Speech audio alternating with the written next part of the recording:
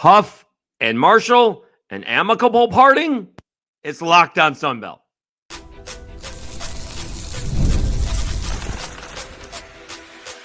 You are Locked On Sunbelt, your daily podcast on the Sunbelt Conference, part of the Locked On Podcast Network, your team every day. All right, Dave Schultz, Locked On Sunbelt, your teams every day. Today's episode brought to you by FanDuel. New customers can place a $5 bet, and you'll get started with $150 in bonus bets if you win your first $5 bet. Visit FanDuel.com to get started. All right, we've had 100 new subscribers in really what has been about 3 weeks. So you guys are the best. We're over 1,700. Hopefully, we have a real outside shot to get to 2,000 by the new year. Certainly should be at 1,800. We'll see what happens. We had a good showing last December. Again, the Marshall coaching search didn't take long enough, but we certainly have more to talk about it. But thank you so much. We're well on our way to 1,750, and we'll see how quickly we can get to 1,800 here in the next couple of weeks. We will get to what appears to be good fits.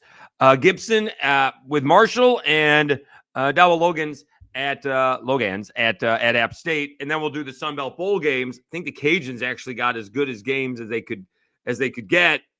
If it's going to matter and who's the quarterback, if they're competitive or not. But in one of the most seen videos that I've ever put out, it wasn't about the Marshall Sun Belt Championship game per se, but it was about Charles Huff leaving. And it's amazing. You can make a 12-minute segment, make a couple of comments on a couple of calls that went Marshall's way, and everybody complains about the couple of calls that you said went Marshall's way. They win 31-3. But Cajuns fans were not happy with a couple of calls, and that's what they point out of what I said. Anyway, bunch of comments, right? I think you can see I don't get a whole lot of comments. I don't know why, but I don't. In this case, we did. We got a bunch of comments about why Charles Huff left. And again, this is now, I believe, exactly 2 weeks old. Tuesday makes it 2 weeks old when we got, what was it, Mississippi? I don't think it was Mississippi. I think that was when it was confirmed. But someone put it out there that this was a possibility, and it didn't make any sense to me. And that was before I knew Charles Huff didn't have a contract. All right. So I didn't know the basics at all. And now some more, I don't know about news. All right. And again, if it's on the internet, it must be true. So again, I won't block the comments as long as they don't cross a line. I'm not sure what he was never a good fit means, because he went to 4 bowl games and just won a Sun Belt championship. So I'm not exactly sure what that means. I'm not sure I want to find out what it means. Someone said that he interviewed for a job a year after he got there. Okay. And that happens. Sorry. Right. I can go back and tell you, I don't think this is a secret. Mark Hudspeth, 2 years after he got the Cajuns job, like before I got there, I think it was before I got there, which was in 2013. And he took him to 2 New Orleans Bowl berths in a row and championships, won both those games. He was taking the Tulane job after 2 years in Lafayette and had accepted the job. His wife didn't want to go. She wanted to stay in Lafayette. So he had to call the AD back and say, I'm staying in Lafayette. I'm sorry. All right. So he was going and then never really got another chance, right? Timing is everything in these things. And sometimes interviewing is just good, right? Sometimes you don't want the job, but anytime you can interview for a job, I think is a good thing. I know when I interviewed for my first sports talk hosting job, it was not a good interview. It was bad. And I had done a couple of more before I ended up getting my first job in Lafayette in 2013, and it was much better. I whether I got the job or not, which I did, I felt very good about the interview. And the first time I interviewed for a job for talk, it didn't go particularly well. But it doesn't seem like anybody's all that upset, right? For a coach that brought you 4 bowl games, a Sun Belt championship. I'm not exactly sure it's good riddance, but it's like he didn't want to be here. Apparently, he was offered a couple of extensions. I don't know if it was enough money or who knows why he didn't accept the extensions. I don't know. Maybe it wasn't long enough. Maybe it wasn't enough money for assistance. Who knows what it was? Maybe he's making excuses because he doesn't want to be there. I have no idea. But obviously, he rolled the dice, got lucky, right? This season turned out as good as could be outside of the Georgia Southern loss. And he's turned that into a job at Southern Miss. Southern Miss fans are thrilled. Southern Miss fans are like, hold on, we just got the coach who just won the Sun Belt Championship is coming to Southern Miss. You know, the skies have parted. The light is shining down. You know, Southern Miss fans are thrilled, and Marshall fans are like, give us Tony Gibson. He's one of us. He's from West Virginia. Coached at West Virginia, and now he's coming home. And again, a good fit, right? It doesn't feel like there was too much of a search. It was obviously done way before, Monday or Sunday, as the case may be. But it feels like everybody's happy, which again is another wild story. It is fascinating. I love this stuff. So I am something that I admit to people when you go to games or wherever you may go. I love bars are the best place. Just people watching. I don't even have to be talking to anybody. Certainly don't want to stare. You don't want to get beat up or anything like that. But I love people watching. And so I'm fascinated by people. And I'm fascinated by this story. Again, going back to what I tweeted last week, right? Like this story was crazy, right? This is a coach who is, like Marshall already has a replacement for a guy who's coaching his team this weekend. That was nuts. I hope people realize how insane this whole coaching story was, but it feels like it got a happy ending. Everybody is happy with it. Marshall's happy.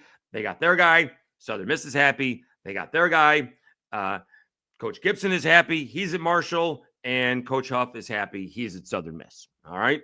Now, with the way the portal works, and I'm not going to be, obviously, no one's going to be too surprised if half of Marshall shows up at Southern Miss. If Braylon Braxton is the starting Miss quarterback, he was ranked as the number 9th quarterback in the portal.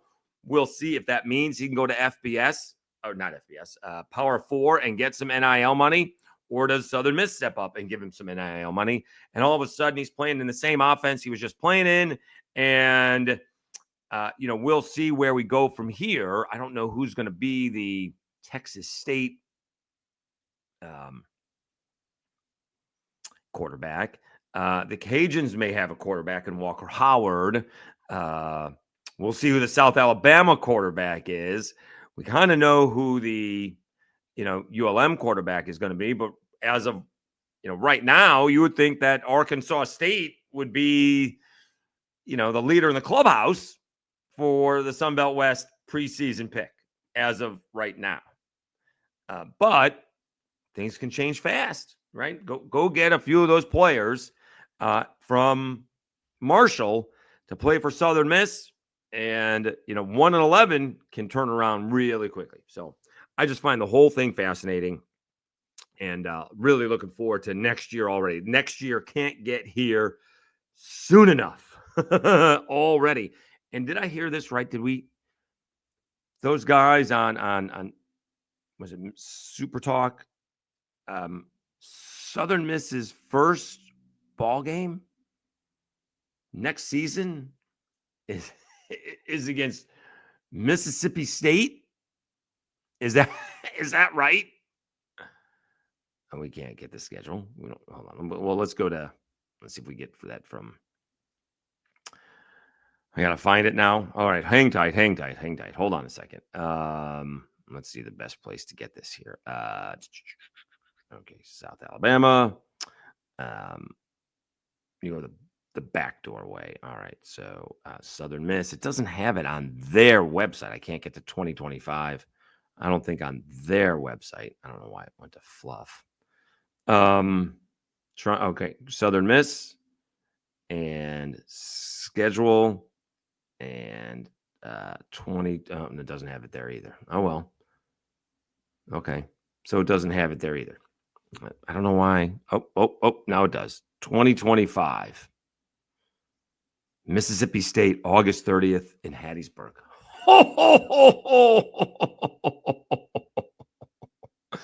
I mean, you want, there's going to be some serious pressure on Jeff Lebby and that ball game.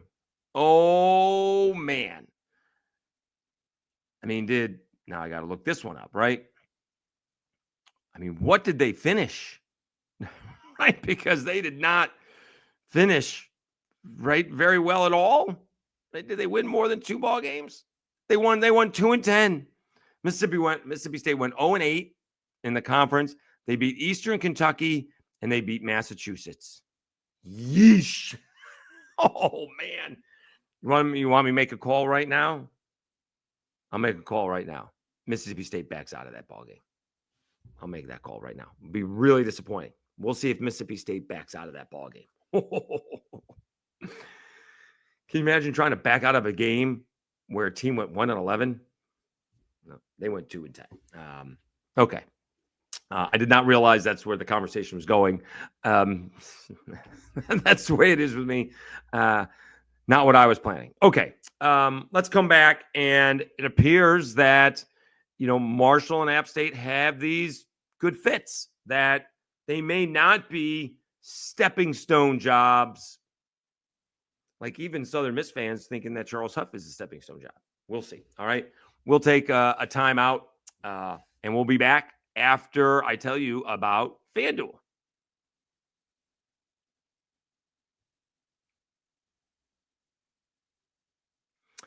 Get ready to tackle the NFL action with FanDuel, America's #1 sportsbook, because right now new customers can bet $5 and get $150 in bonus bets if you win.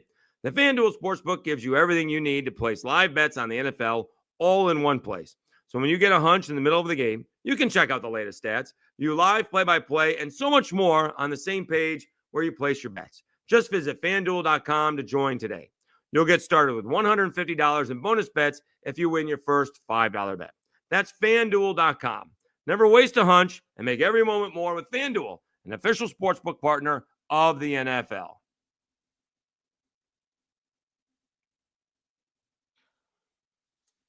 All right, Dave Schultz, Locked On Sunbelt, your team every day.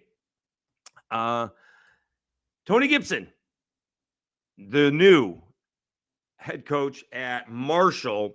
There was a story out there. Oh no, that's a different story. Too many coaches. All right, so Tony Gibson gets the gig.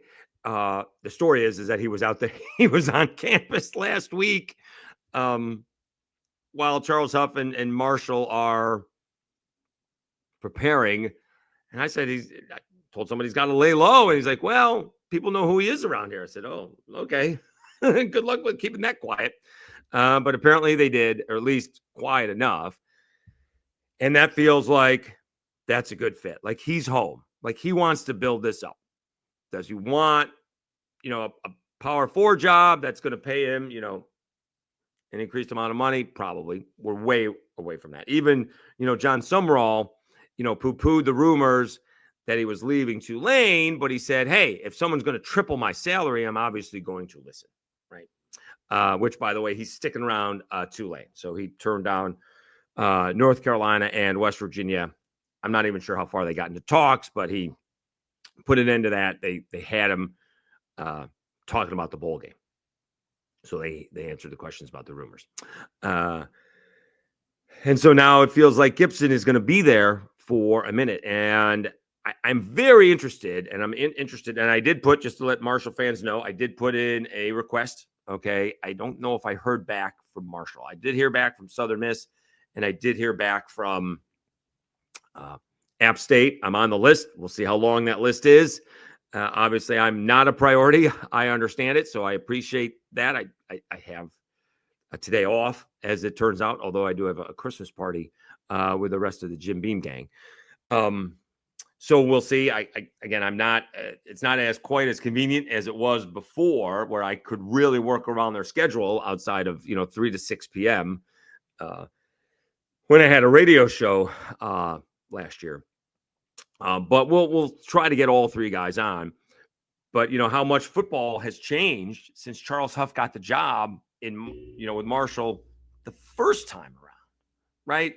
When he got his first head coaching job, because the question is, it's an easy question. What did you do that you liked, that worked? And what do you need to do that you think you could improve on? And, the college football has been turned on its head and continues to be turned on its head with the way the playoff was produced, and teams don't want to play hard FBS teams, even though they lost 3 games in conference. Some of this stuff is insanity. And so it's going to be interesting. Of course, I'm just warning Tony Gibson and Dowell Loggains. Sorry. The first question is always going to be, who's your starting quarterback? All right. Obviously, we don't know that for either team. So we'll just, pass that along. But another question is for those guys, when do you want to decide? You have one coming out of spring, right? How quickly do you do it into the fall? Do we wait until there's 2 weeks left in camp? So, he can, the troops can rally around the one guy, right? Or do we play it, close to the vest? It doesn't really matter when I know it, or even the fans know it. They need to know it. The players need to know it. Usually the players do. All right. They know who's playing better in practice, generally speaking. And, all these guys, it's December 9th. A lot of these times the coaches are getting this around Christmas, but now they get a few weeks head start. Portal is open. And obviously early signing day was last week. And so now these guys, get a few weeks head start to try and put together a staff, move their family. Sometimes this stuff happens, after the bowl games or right before the holidays, and it's really hectic. And so now they get a few weeks, find a place to live, is another thing. Do they have kids in school? Do they wait for the kids to finish school, in the spring, and then bring the family down? Lots of issues to deal with. As far as Dowell Loggins is concerned, again, we talked about this in yesterday's episode, just a guy with a ton of pro experience and a little college experience, not a whole lot of college coaching experience. And he became a head coach in college, and they were impressed with him at App State because he wasn't interviewing for a job. He was interviewing for their job. He wanted the App State job, and I'm impressed with that.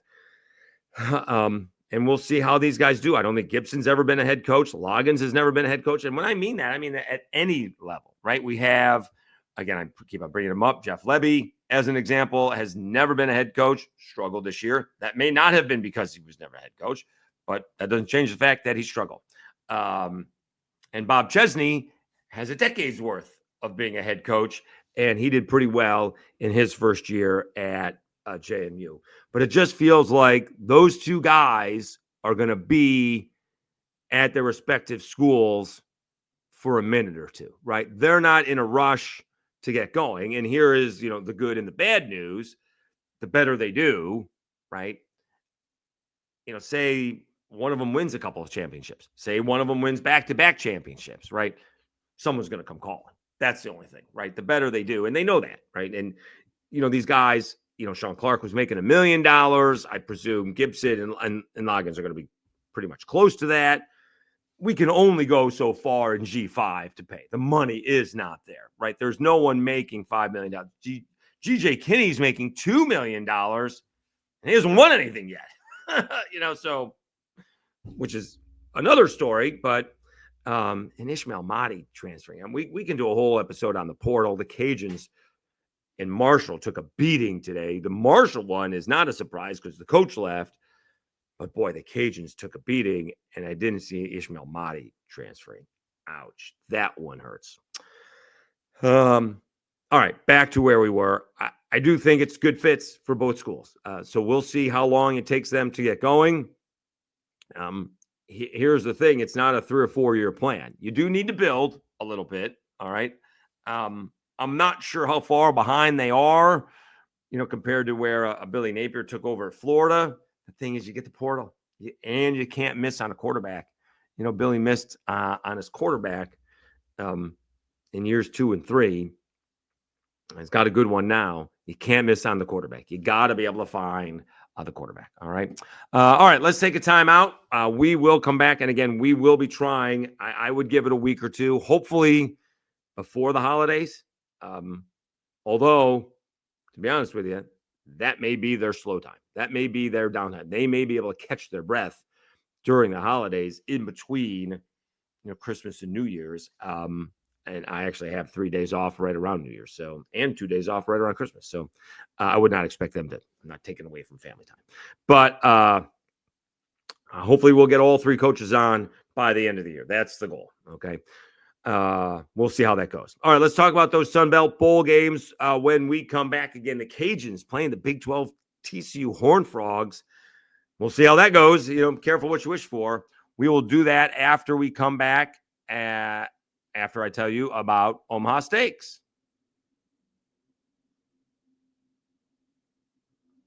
Nothing delivers comfort and joy quite like the unrivaled quality and taste of Omaha Steaks. It's guaranteed perfection in every single bite. And right now you can save on unforgettable gifts with 50% off site-wide at omahasteaks.com. Plus, score an extra $30 off with promo code COLLEGE. With 5 generations of experience and consistently delivering the world's best steak experience. And the gifting experts at Omaha Steaks have made it easy to deliver the perfect gift with thoughtfully curated gift packages featuring gourmet favorites. From legendary steaks to mouthwatering desserts and more, save 50% off site-wide for a limited time at omahasteaks.com. Plus, our listeners get an extra $30 off with promo code COLLEGE. That's 50% off at omahasteaks.com and an extra $30 off with promo code COLLEGE. Minimum purchase may apply.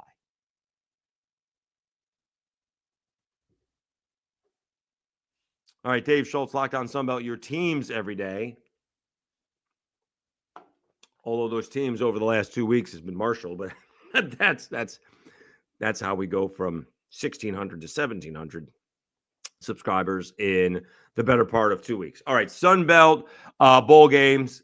Maybe the Cajuns did get the best. They're playing. I didn't think anybody was going to go to the Mexico Bowl. I'm not sure that they will. I would like to be wrong about that. I'm not sure I am. We'll see. They're playing TCU. You can't ask for anything more. That's what the Cajuns fans have always really wanted, to go play, not in the New Orleans Bowl, although that was great to begin with, but they want to play a Power 4 squad, and that's what they're going to be doing. Saturday, December 28th.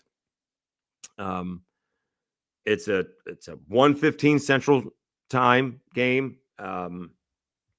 That may be Mountain Time, in fact, where they are. They may be playing at noon Mountain Time, and it's 2:15 Eastern Time.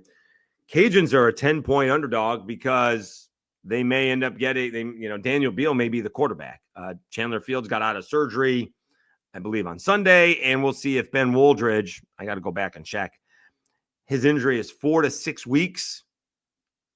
And so I can tell you when he got hurt. He got hurt in the South Alabama game. And that was, let's see the date on that. See if we got a date on that. We got a date on that. Recap. No recap there. I don't see it. Oh, here it is. November 16th.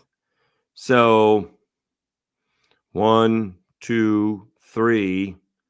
This marks, so we're 3 weeks into it.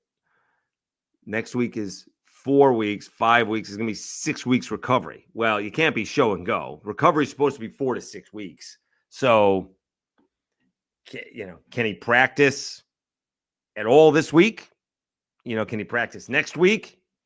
We'll see. Believe you me, if he can play, he'll play. All right. But otherwise, it's going to be, I would presume, Daniel Beal at the helm. All right. And the Cajuns could take it on the chin. if it is a third string quarterback. And those guys, I mean, Draylon Washington is hitting the transfer portal. Terrence Carter hitting the transfer portal. And Harvey Broussard hitting the transfer portal. That's a running back, tight end, and a wide receiver. Ouch. Like 3 of their best skill position players. So it may not matter if Ben Waldridge is back or not. And here's the thing. I know some coaches, you go into the portal, maybe you want to come back. I don't think that's the way it works with Mike Desimo. You go into the portal, all the best. Wishing you the best. All right. No hard feelings, but you're not coming back. All right. We'll see if that changes. That's tough to have steadfast rules like that, but we shall see how that works out. All right. Other games, other Sunbelt Bowl games. Let's just go in order now. South Alabama taking on Western Michigan. Western Michigan head coach is from Mobile, so that's pretty cool. That'll be actually in the Montgomery. That'll be in the Crampton Bowl in Montgomery, Alabama.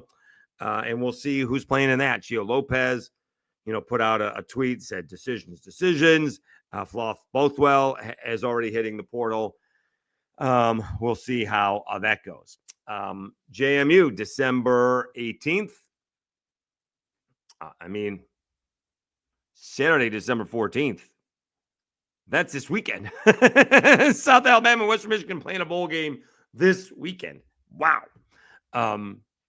Western Kentucky taking on James Madison. JMU, 7-point favorites. They are playing in the FAU. They're playing at FAU Boca Raton Bowl. I went to that ball game last year. Syracuse was playing with a tight end as their quarterback. It did not go very well for my Syracuse Orange, but it's a nice stadium right on the campus of FAU. It's a pretty nice stadium. That'll be a good game for JMU to go to. If you don't know, Boca is in between Fort Lauderdale and I think it's smack dab in the middle between Fort Lauderdale and West Palm Beach. Georgia Southern and Sam Houston, they get to go to the New Orleans Bowl. That's a pretty good matchup. Georgia Southern is 8-4 and Sam Houston 9-3. That's a 7 p.m. game on a Thursday night. Georgia Southern 5.5-point spreads. Quickly going back, South Alabama, Western Michigan, that ball game at 9 p.m. Eastern time, 8 p.m. Central, is on ESPN. Western Kentucky and JMU on a Wednesday, December 18th, is on ESPN. Georgia Southern, Sam Houston, ESPN2. And then Coastal Carolina getting a home game, taking on UTSA. That's an 11 a.m. Eastern time zone game, Monday, December 23rd.